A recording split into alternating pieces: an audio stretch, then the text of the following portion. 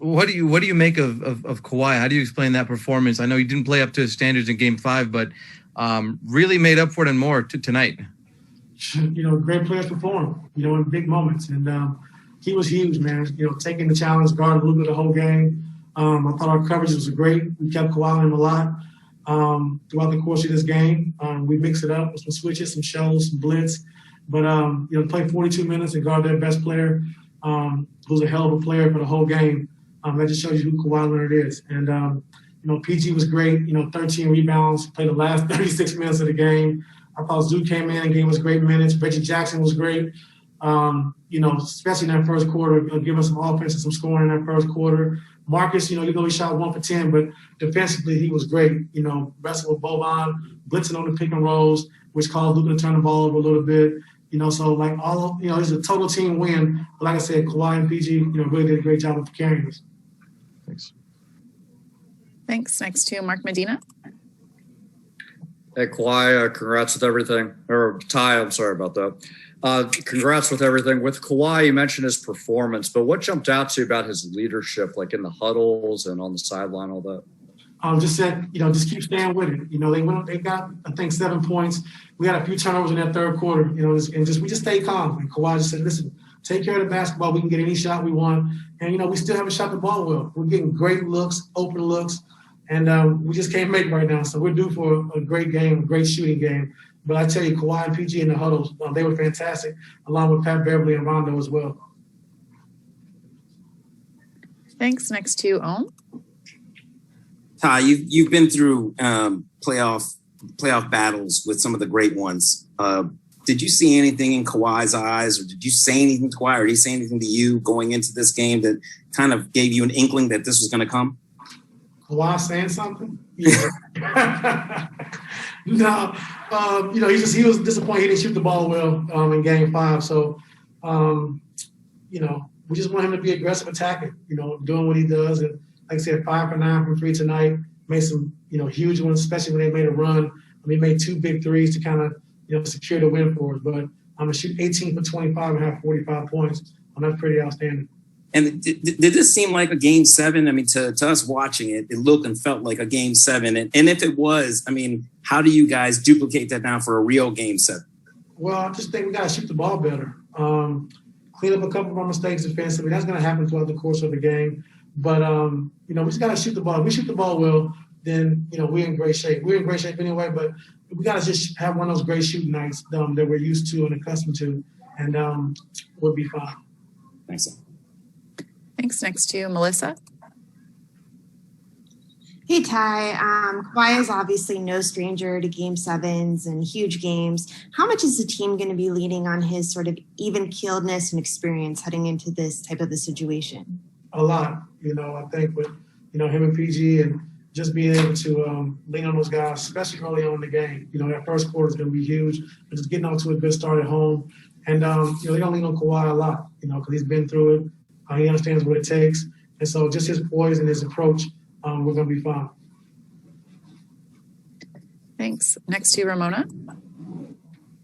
Hey, Ty, how's it going? Hey, it seemed like in this game, Kawhi obviously took the defensive assignment on Luka a lot, more than he has in the past. How much does that take out of him just defensively to chase that guy around? And can you speak about just his effectiveness defending Luka in this game? Well, it takes a lot, because Luka has the ball in his hands, like I said, 90% of the time. He's really the head of the snake. He gets everybody involved. He scores the basketball. And he puts a lot of pressure, on your defense. So, like I said, with Kawhi taking that challenge, playing 42 minutes a night, he didn't really seem tired. So we tried to get him out when we could and get him back. And like I said, it takes a lot of him just looking at it, but, it looked like he was great, once the performance he had. So we got to get our rest tonight, try to recover as best as possible and get ready for Sunday at 12:30. Just a quick follow. Did he ask for that assignment, or was that just something you guys all kind of got to that part and said, okay, it's got to be you? We got to that, and he wanted it. Cool. Thanks. Thanks. Next to Andrew. There were so many times when throughout the series, not just tonight, when things could have teetered and gone the other way, and you guys could have packed it in for the season. Can you speak to the evolution of this team's resilience over the last year? What you've seen that helped it come out of this thing alive for a Game 7? Just been resilient all year. We had a lot of injuries all season. The guys have stepped up and played well for us. And we just, stuck through hard times. We stayed together as a team. I'm never fragmented. And we just found ways to win when guys went down. So you can kind of see this carrying over now, throughout the course of the playoffs, and just, being down and finding a way to come back and win games. Even when we don't shoot the ball great, just finding ways to win. And we've done it 3 times on their home floor, which their crowd was amazing. We were able to fight through that. And now we got to go home and win a Game 7. But, just overall for the season, I just love the way our guys competed and fought all season long and being resilient. And it showed again in these last, 4 games. Thanks. Next to Law. Ty, you mentioned that Paul played the whole second half. You did match up Kawhi's minutes with Luka's, had him rest. You were facing a deficit enter in the fourth quarter. How would you assess the team being able to cut into that lead so that by the time Kawhi came back into the game, it was basically a tie game from there? I thought PG was great. Hit a 3 and a 2 to kind of, spark that run. I thought Zoo was huge. He had some great rebounds, offensive rebound as well. I just thought they was able to hold the fort down, So PG really carried that, that team in the fourth quarter. It took a while for them to get back, and they did it together. Like I said, PG having 13 rebounds, crashing the board. We talked about boxing out, hitting these guys because they crash a lot. With Porzingis, he's 7'3", Boban 7'5", Cleaver's a big body. So Powell and Kyle Stein as well. So for PG to go down and get 13 rebounds, just says a lot about him and the way he's competing. Next, we'll go to Farbad.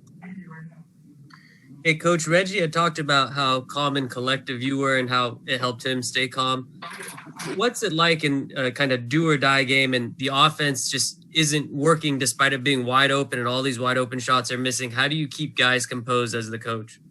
Just keep playing defense. I thought our defense really kept us in this game all night long. We did a great job on Luka. I think he got 6 or 8 points down the stretch when we were just trying to stay at home for threes. But, like I said, overall, our defense kept us in the game. And, we made timely shots. Kawhi made, some big threes down the stretch. And we had some wide open shots that we didn't make. But our defense was on point, all night long tonight. So that kept us in the game. And that's what you have to do. When you're not making shots, your defense has to be first. We've been preaching it all season long, and I thought our guys did that. Next to Shane. Hey, Ty. Offensively, was there more emphasis down the stretch to get Luka involved in that ball screen action to, kind of maybe exhaust him a little bit down the stretch of the game? Yes, sir. Okay. Want me to elaborate more on that? Yeah, if you would.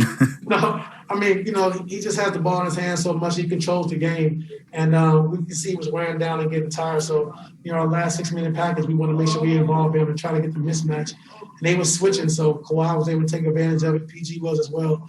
And then they started a double team. So when he's tired and wore down, that's when we want to try to take advantage of the switching and make him defend as well, to try to make his legs heavy coming down on the end of the floor.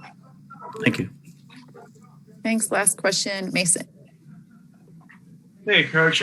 What went into the decision to put Luke Kennard out there for his first real minutes in the series? Just some shot making and space the floor. I think open the floor up. If they're going to double team Kawhi and PG, and having another shooter on the floor. And I thought he came in, a big stop on Brunson defense, dove on the floor, first to the floor, got us out in transition. He had some open shots that he didn't make, but he drove one, got a little floater. So just having him on the floor, going into Game 7, he'll be more confident and he'll be ready to shoot the ball. Thank you, Ty. Thanks for your time. All right, thank you.